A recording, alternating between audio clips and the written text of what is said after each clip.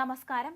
എറണാകുളം അയ്യമ്പുഴയിൽ സ്വകാര്യ സംരംഭം തുടങ്ങിയ വിദേശ വനിതയിൽ നിന്ന് കമ്പനി ഡയറക്ടർ 3.5 കോടി രൂപ തട്ടിയെടുത്തതായി പരാതി. ഓസ്ട്രിയൻ സ്വദേശിയായ പാർവതി റേഷറാണ് അജിത് ബാബുവിനെതിരെ പരാതി നൽകിയിരിക്കുന്നത്.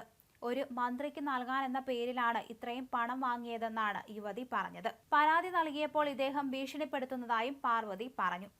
ലക്നൌവിൽ നിന്ന് ദത്തെടുത്ത തന്റെ മകൾക്കൊപ്പം 4 വർഷം മുമ്പാണ് പാർവതി ഇവിടേക്ക് എത്തിയത്.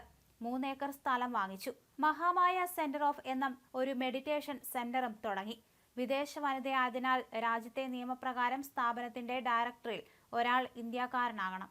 അങ്ങനെയാണ് അജിത് ബാബുവിനെ പരിചയപ്പെടുന്നതും വിശ്വസിച്ച് ഇയാളെ എല്ലാം ഏൽപ്പിച്ചതും. പിന്നീട് ഇയാൾ പാർവതിയെ തട്ടിച്ച് 3.5 കോടി കൈക്കലാക്കിയെന്നാണ് പറയപ്പെടുന്നത്. ജന്മന വൃക്കകൾക്ക് തകരാറുള്ള മകളുടെ 500 രൂപയിൽ താഴെ മാത്രം വില വരുന്ന മരുന്നിന് 55,000 രൂപ ചിലവെന്ന് പറഞ്ഞ് വിശ്വസിപ്പിക്കുകയായിരുന്നു. 10 മാസം കൊണ്ട് അജിത് തട്ടിയെടുത്തത് 1,90,00,000 രൂപയായിരുന്നു. ഇത്തരത്തിൽ ചതി മനസ്സിലാക്കിയാണ് പരാതി നൽകിയത്. അതിനോടൊപ്പം തന്നെയാണ് ഭീഷണിപ്പെടുത്തൽ തുടർന്നതും പാർവതി വ്യക്തമാക്കി. എന്തായാലും സംഭവത്തിൽ പോലീസ് അന്വേഷണം നടത്തി വരികയാണ്.